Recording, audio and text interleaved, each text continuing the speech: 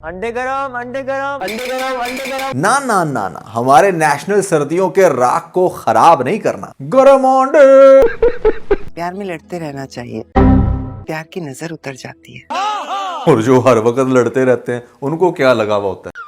तो सदफ इतनी बेगैरत क्यों हो चुकी है, आखिर क्या है उसके पीछे रीजन। लेटेस्ट एपिसोड में अगेन कुछ बहुत ही ज्यादा बोंगियां दिखाई गई और नेक्स्ट एपिसोड में क्या होगा इसको भी हम डिस्कस करेंगे। तो फिर चैनल को सब्सक्राइब कर लें क्योंकि वीडियो बहुत ही ज्यादा इंटरेस्टिंग होने वाली है। PK Luxus. We don't sell crap. देखिए, सबसे पहले मुझे समझ इस बात की नहीं आती कि सदफ को जो इतना नडर दिखाया गया था, वो लड़की जिसने मतलब बिलाल अब्दुल्ला की आंखों में आंखें डालकर उसकी इंसल्ट की कि वो उसको डिसलाइक करती है, शादी नहीं करना चाहती। रीजन भी क्लियर थी कि भैया वो शराब पीता है, आज बेचारी का अपना शोहर शराब पीता है और ये कुछ भी नहीं कर पा रही। उसको डिसलाइक करना तो दूर की बात है, भीगी बिल्ली बन के उसकी ऐसे मोहताज बनी हुई जैसे पता नहीं क्या बात है। ये इतनी स्ट्रेट फॉरवर्ड लड़की जिसको इतना ब्लंट दिखाया गया था स्टार्ट के अंदर, जो अपनी मर्जी की मालिक है, यहां पर अम्मार जहर भी खा रहा था तो इसको परवाह नहीं हो रही थी। आज एक जहरीली लड़की उसके शौहर को चिमड़ बैठी है तो क्यों नहीं ये जाकर उसकी क्लास लगा रही और पूछ रही कि भैया तू कौन होती है।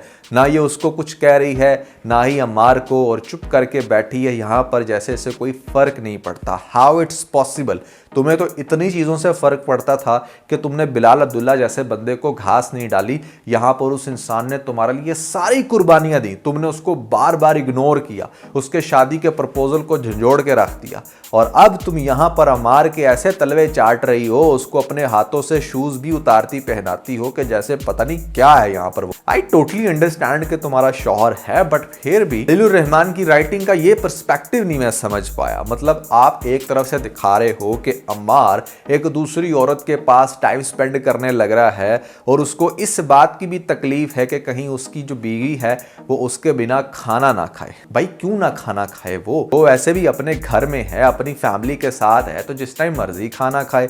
और अगर शौहर इस लेवल की घटिया हरकतें कर रहा है तो बीवी को क्या इतनी भी इजाजत नहीं होनी चाहिए कि वो तन्हा बैठकर कुछ दो पल सुकून के गुजार ले या फिर अपनी मर्जी से खाना ही खा ले।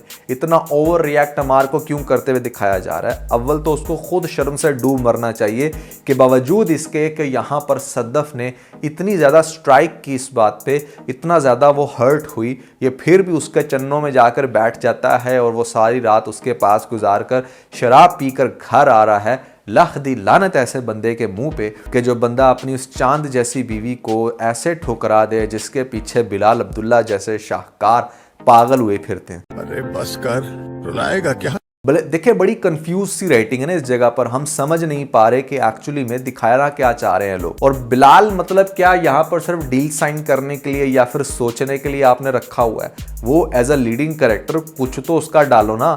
आपने वहाज की तस्वीर दिखा के यहाँ पर हमें दिखा दी हैं सारे सपोर्टिंग कैरेक्टर्स। 99.9% इस ड्रामे के अंदर जो ड्रामा चलने लग रहा है वो अम्मार, दानिया या हमशा के ऊपर चल रहा है। और उसके अलावा फजूलियात क्यों नहीं दिखा रहे भैया उस एक्चुअल कैरेक्टर को कुछ करते हुए जिसको देखने के लिए अवाम बेताब है। तो इतनी ज्यादा भी फजूल की क्यूरियोसिटी अच्छी नहीं लगती। आई थिंक स्टोरी के अंदर कुछ इंटरेस्टिंग होना चाहिए। बात तो सही है। जो मैं आपको पॉइंट बताने जा रहा हूं ना, जो नेक्स्ट एपिसोड के अंदर आपको हिला के रख देगा, वो ये कि भैया शायद नेक्स्ट या उससे अगली एपिसोड में आपको ये दिखाया जाए, क्योंकि लेटेस्ट एपिसोड में आपने देखा कि अम्मार जो है ना वो बेडरूम की तरफ जा रहा होता है दानिया के साथ, और अब वहां पर जाके डेफिनेटली ये लोग लूडो तो खेलने वाले नहीं है, कुछ ऐसा करेंगे जिससे होगा एक ऐसा कारनामा जो आगे जाकर शायद दानिया ज्यादा अच्छे से यूज कर सके।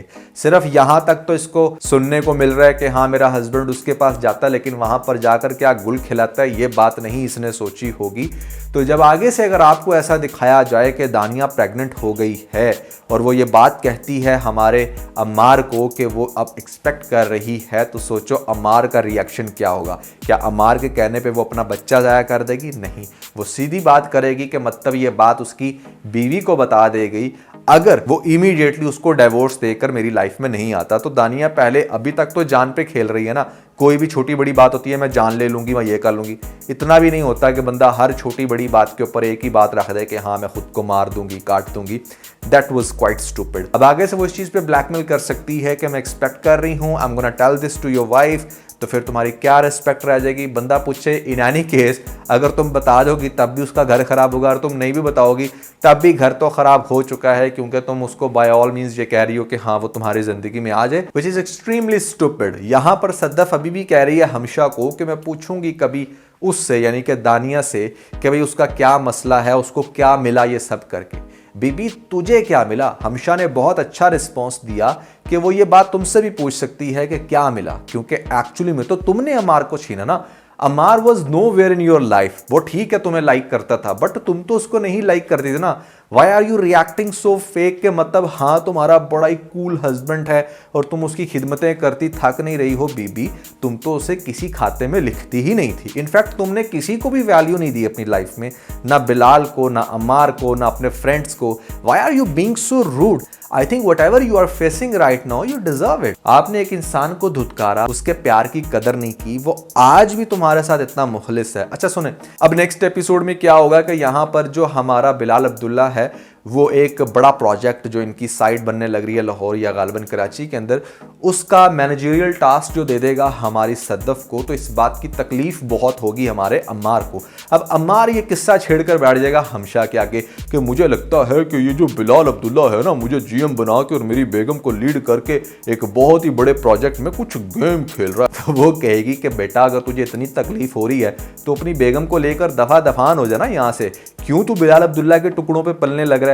क्या तकलीफ है तुझे कि मतलब तूने उसी जगह पर जॉब करनी है? हाँ अब मैं समझी, अगर तुम किसी और जगह जाकर जॉब करोगे तो डेफिनेटली वहां पर तुम्हें क्लर्क की जॉब भी नहीं मिलने वाली। ये चीज ना बहुत ही ज्यादा तकलीफ देगी हमारे अम्मार को। वो आगे से शटअप कॉल देगा जो उसे बैक शटअप कॉल सुननी पड़ेगी। तो अब मामला जो है ना काफी गर्म होगा नेक्स्ट एपिसोड में। मजे की बात यह है कि यहां पर हमारी जो सद्दफ है वो जाएगी बिलाल के पास और उसको जाकर कहेगी कि वो जो उसने इतना बड़ा टास्क दिया है उस पर उसकी हेल्प चाहिए। वो जानना चाहती है कि इतने बड़े प्रोजेक्ट को वो कैसे हैंडल करे। तो आगे से बिलाल बड़ा कमाल का जवाब देगा कि आई थिंक आपको जीएम साहब यानी कि उसका हस्बैंड अमार जो है वो इस मामले में गाइड कर देगा। वो उससे क्या गाइडेंस लेके, मतलब वो तो अपने ही हस्बैंड को मुंह नहीं लगाना चाहती। और ये बात भी बहुत जल्द हमारे बिलाल के सामने आएगी और he being so honest with everyone, उसको इस चीज की भी काफी तकलीफ होगी कि इन लोगों की शादी क्यों नहीं चल पा। और फिर जाकर देखेगी हमारी सद्दफ उस घर को कि मतलब जो अंदर से ताला लग रहा है या बाहर से, तो उसको सारी कहानी की समझ आएगी। अब जैसा भी है ना, अमार उसको बर्दाश्त करना पड़ेगा और कुछ एपिसोड्स में इसको बर्दाश्त करते हुए दिखाया जाएगा। ग्रेजुअली हमारी सद्दफ को इस बात का एहसास होगा कि उसने यहाँ पर हीरा खोकर तांबा हासिल कर लिया है, और तांबा भी वो जिसको जंग लग जाता है। तो सद्दफ की जो बॉडी लैंग्वेज है, सद्दफ का जो इस टाइम बिहेवियर है वो बड़ा ही स्ट्रेंज है।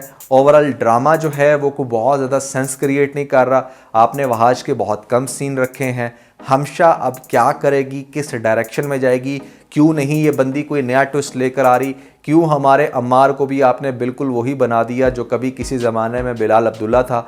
Why he is so under pressure of दानिया, के मतलब उसके नक्शे कदम पर चल रहा है। उसे किस चीज़ की तकलीफ थी? दानिया जो है वो उसकी क्या पर्सनालिटी है, मतलब वो क्या हासिल करना चाहती है? सिर्फ अम्मार को। और अगर अम्मार उसके लिए इतना बड़ा टारगेट था तो वो ऑल सडन दूसरी शादी के लिए क्यों, या अपनी पहली शादी के लिए क्यों भाग जाती है? ये वो सारे क्वेश्चंस हैं जो इस ड्रामे को लेकर रेस होते हैं। और एक और चीज़ जो बहुत ही ज़्यादा इरिटेटिंग हो गई है, पता नहीं आप लोग नोट कर रहे हो नहीं, लेकिन मुझे बहुत ज़्यादा गुस्सा दिलाती है चीज़ के छोटे से लेकर बड़े तक, चाहे यहाँ पर जावियार बोल रहा है, सद्दफ बोल रही है, अम्मार बोल रहा है या बोल रही है दानिया, सब लोगों की वो यार ये वो जिस तरह की टोन है ना, ऐसा लगता है कि जैसे खलीलुर रहमान साहब ही बोल रहे हैं। सबका एक ही स्टाइल है, एक ही टोन है और एक ही वर्डिंग है। That is quite irritating. मतलब ये पहला ड्रामा है जिसमें इतनी ज़्यादा मोनोटनस फीलिंग आ रही है कि गुस्सा आता है कि why don't you have your on tone, don't you have your on way of speaking. क्यों भैया आपने उसी शायराना अंदाज में बात करनी है? That looks so weird. So overall ये रहा भैया लेटेस्ट एपिसोड के ऊपर फीडबैक। आई होप कि ये ड्रामा आगे से कुछ कर सकता है। थोड़ा डामाडोल जरूर हो रहा है, बट इसके अंदर अभी मजीद क्वेश्चन है to talk about. What do you think? आपको क्या लगता है कि लेटेस्ट एपिसोड में कौन सी चीज़ इंटरेस्टिंग थी, और क्या आप लोगों को एंटिसिपेट कर रहे हो नेक्स्ट एपिसोड को लेकर, या आपने मुझे कॉमेंट्स के अंदर जरूर बताना। और खास तौर पर अगर आप लोगों ने हमारा लेटेस्ट व्लॉग नहीं देखा तो ऊपर आपको लिंक मिल जाएगा, जल्दी से लिंक पे क्लिक करके वीडियो देख के अपना फीडबैक मुझे जरूर दीजिएगा।